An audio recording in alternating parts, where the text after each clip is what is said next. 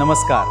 राजयोगच्या आजच्या भागात तुमचं स्वागत. महत्त्वाचे बातमीपत्र. महाराष्ट्रातील पहिली स्लीपर ट्रेन ही महाराष्ट्राला मिळालेली पहिली तर देशातील दुसरी स्लीपर वंदे भारत एक्सप्रेस आहे. वेगवान प्रवास. मुंबई ते बेंगळुरू दरम्यानचा रेल्वे प्रवास आता केवळ 15 तासांत पूर्ण होणार आहे.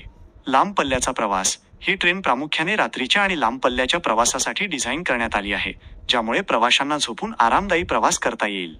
ट्रेनचा प्रस्तावित मार्ग. Proposed route.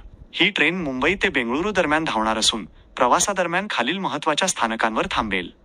Pune, Solapur, Kalaburagi, Hubli junction. विशेष नोंद.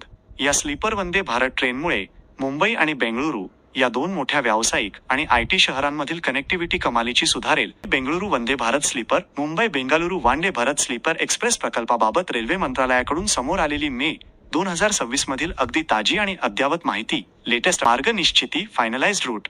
रेल्वे बोर्डाने या ट्रेनसाठी पुणे सोलापूर मार्ग पुणे सोलापूर अलाइनमेंट अधिकृतपणे निश्चित केला आहे.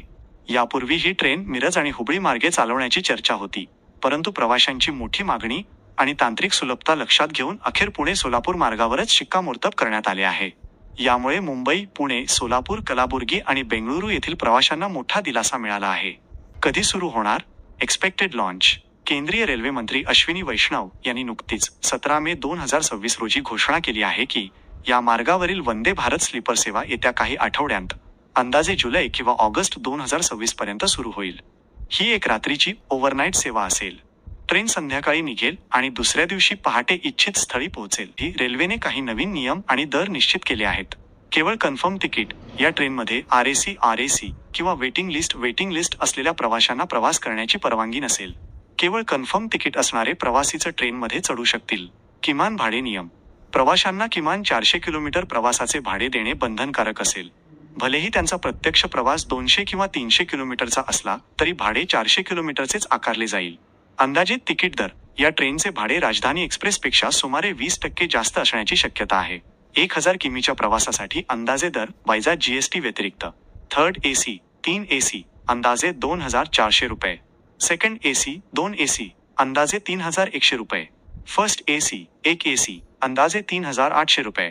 Maintenance depot.